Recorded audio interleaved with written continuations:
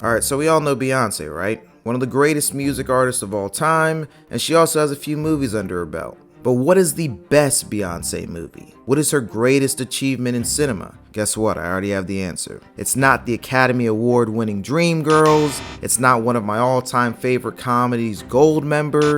The best Beyoncé movie is a story about a crazed woman that is so diabolically horny for Idris Elba that she tries to tempt him with the milk of magnesia despite knowing that he has a family, which leads her to a face-off with the legend herself. This is an alternate timeline where Beyoncé is a stay-at-home mom and Jay-Z never cheated. This is the pure insanity that is 2009's Obsessed.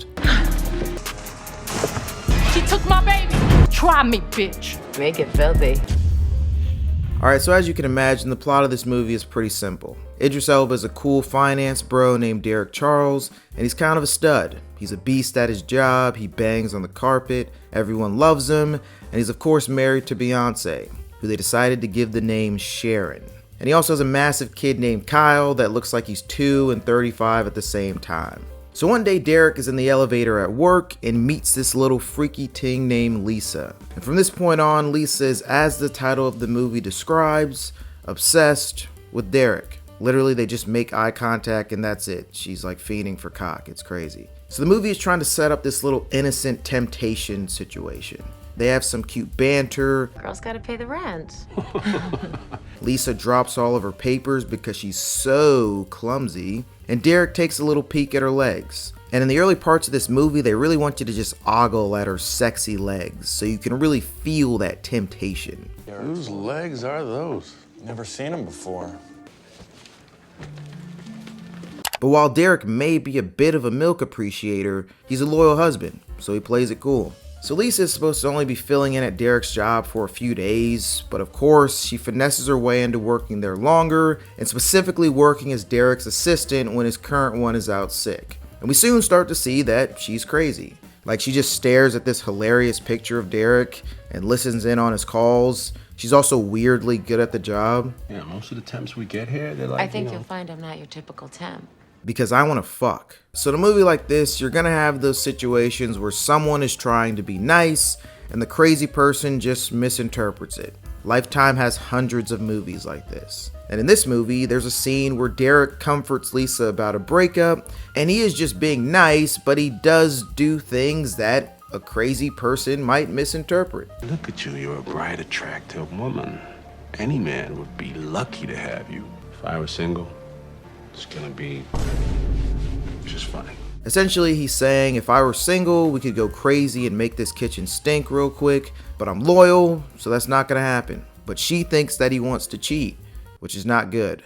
Later, they end up coincidentally being at the same bar where she orders him a drink. Make it filthy. And they go to this heinous Christmas party after. Motherfuckers are wearing antlers and shit. During this, there's this moment where Derek and Lisa are under a mistletoe. If you don't, people will really think something's going on. You're gonna have to take that chance, huh? Then she follows him into the bathroom, strokes this greenery on the back of his head, and just full on tries to give him some sucky suck in the stall. This shit is crazy, and a lot of y'all are folding in this situation. Not me though, I'm different. So Derek doesn't like this and leaves. The next day, Lisa acts like nothing happened, so it seems like everything is fine. But then when Derek gets in his car after work, she just hops in with this suspicious coat on. I owe you an apology for the Christmas party. Both had a few drinks, so let's just forget about it. What if I can't? Then she just opens up the coat. Get out of my car right now. Bruh, why did she do this? And there's no way she just snuck in that little cat noise like that. She is sick. I need her. Then she gets pissed when Derek makes her get out of his car, all because she didn't get drilled in the back seat. Derek goes home to finally tell Beyoncé about Lisa, but stops when she talks about how her sister's husband was cheating with a woman from work.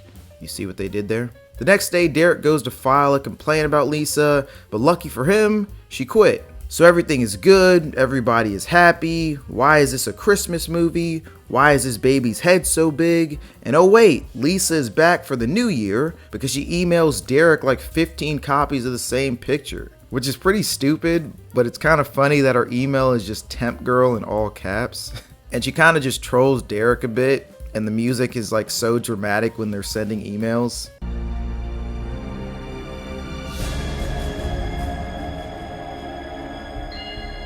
That's cinema right there.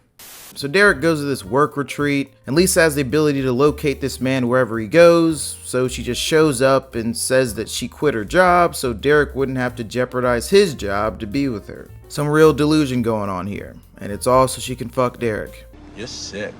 Need help. I know. Help me, Derek. Hey yo, this is crazy. This girl is in the gutter, man.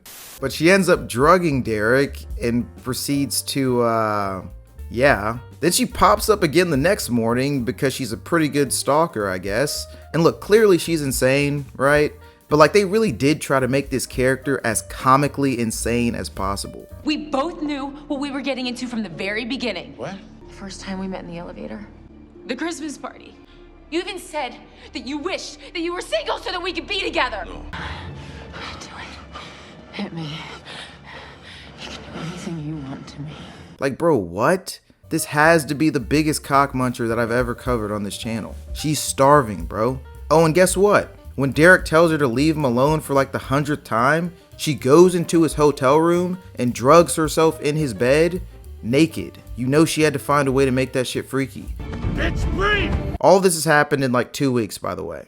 Now, although Derek hasn't done anything wrong here, he made the fatal dickhead mistake of not telling his wife about any of it. So when she eventually finds out, she of course spazzes and kicks him out of the house. Get your ass out And go where, Sharon? to hell. But until then, I suggest maybe the Four Seasons. But after this 5-minute montage of them co-parenting, he makes things better with some S-tier fuckboy tactics. Sharon, you gonna make me spend my birthday alone? Then a detective gets involved, and we find out that Lisa's sister took her to San Francisco, but of course she's not gone for good. She pulls up one night to Derek and Beyonce's house while they're at dinner, because she was stalking them, and tricks this terrible babysitter into letting her see Kyle. And then she just like holds him, kisses him on the forehead, and then puts him in a car. I feel like that's dangerous. Then later she finds out through Derek's assistant that Beyonce left for a trip and that Derek's leaving the next morning. So she pulls up to the house again and waits for Derek to get home from work. But Beyonce ends up having to come back because she forgot to set the newly acquired alarm system that they got after Lisa broke in like a few days ago. Or however long that was. This movie isn't great with time.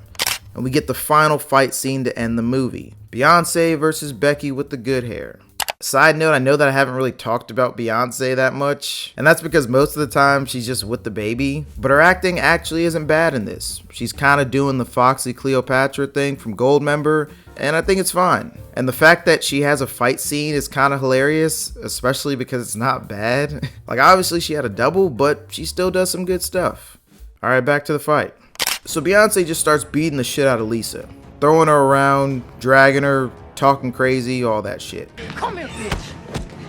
I'm gonna wipe the floor with your little skinny ass. Didn't I tell you not to come to my house? Nobody touches my child. But you know Lisa's gotta fight back because her philosophy is fuck Derek or die trying. She fails to throw Beyonce off a ledge and the fight moves to the attic, where Lisa gets a slab of wood and just starts wasting all of her stamina swinging. Beyonce then makes her fall through the floor, and instead of just letting the person that is trying to kill her fall, she tries to save her because she's nice. But Lisa is deranged, so she's just like, fuck it, we're both dying.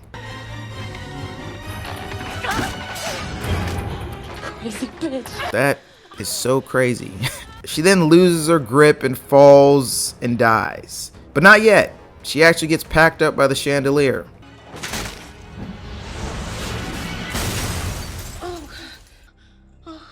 Alright, now she's dead.